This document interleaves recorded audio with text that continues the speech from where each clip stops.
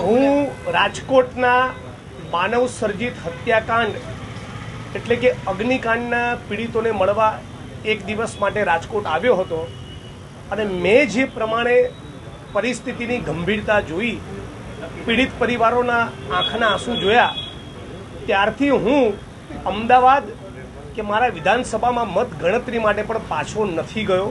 હું છેલ્લા 6 દિવસથી રાજકોટમાં છું અને 7, 8 અને 9 તારીખે કિસાન કોંગ્રેસના મારા સાથી પાલભાઈ આંબલિયા, સેવાદળના રાષ્ટ્રીય અધ્યક્ષ લાલજીભાઈ દેસાઈ, હું અને સમગ્ર રાજકોટ શહેરનું કોંગ્રેસ પરિવાર કોંગ્રેસ તરીકે નહીં, રાજકોટ અને ગુજરાતના નાગરિક તરીકે ફક્ત પાણી ઉપર રહી 72 કલાકના ન્યાયની માગણી માટેના ઉપવાસ કરવાના છીએ.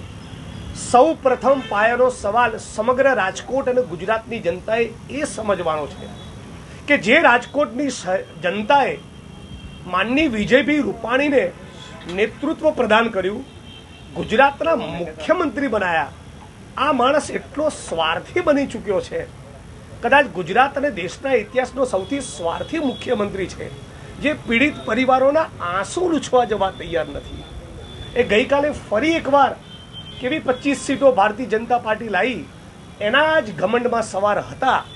પીડિતો માટેની ચિંતા, લાગણી, કોઈ પણ સંજોગોમાં એમને ન્યાય મળે એવી કોઈ કમિટમેન્ટ એમનાથી મને જોવા ના મળી. એ બહુ દુઃખ સાથે કહું છું.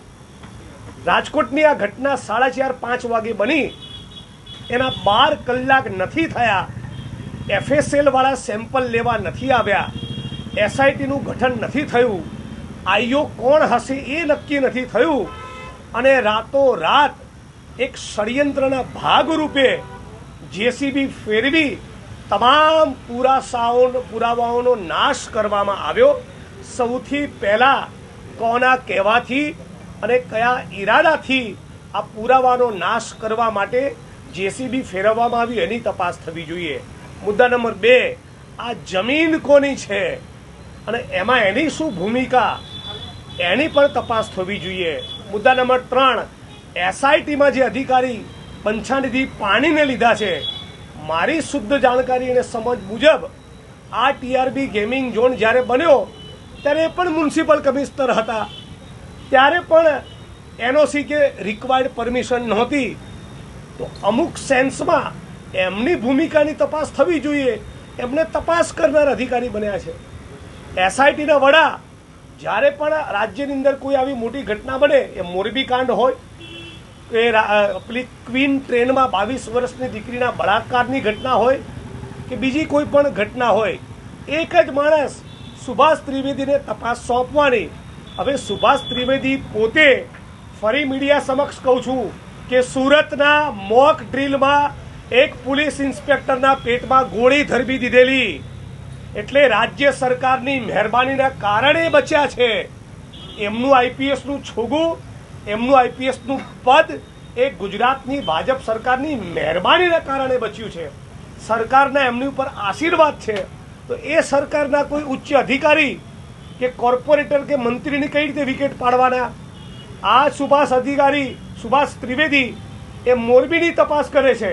તમને જાણીને આઘાત લાગશે, મોરબીના કેસમાં 371 આરોપી બનાવ્યા છે અને સામે વિટનેસ 371 વિટનેસ સાક્ષીઓ બનાવ્યા છે, અને સામે આરોપીના વકીલ 5 છે.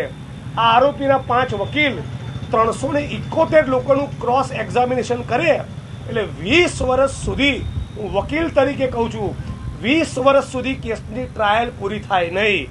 મુદ્દા નંબર 3, તેઓ સુભાષ ત્રિવેદી જ્યારે જામનગરના SP હતા ત્યારે ગુજરાત હાઈકોર્ટના જજ અનંત દવે એવું કહેલું કે કસ્ટોડિયલ ટોર્ચરના કેસમાં તમારી સામે CBI તપાસનો કેમ આદેશ નહીં આપવો. મુદ્દા નંબર 4, આજ સુભાષ ત્રિવેદી એ લઠ્ઠાકાંડની તપાસની SITના પણ મુખ્ય મોનિટરિંગ અધિકારી, એમાં પણ મોટા કોઈ અધિકારી કે મોટા મગરમચ્છને પકડ્યો નથી. તો જે SITના સુભાષ ત્રિવેદીનો ટ્રેક રેકોર્ડ ફેબ્યુલસ, જોરદાર, તપાસને આખરી અંજામ સુધી લઈ જાય એવો રહ્યો જ નથી.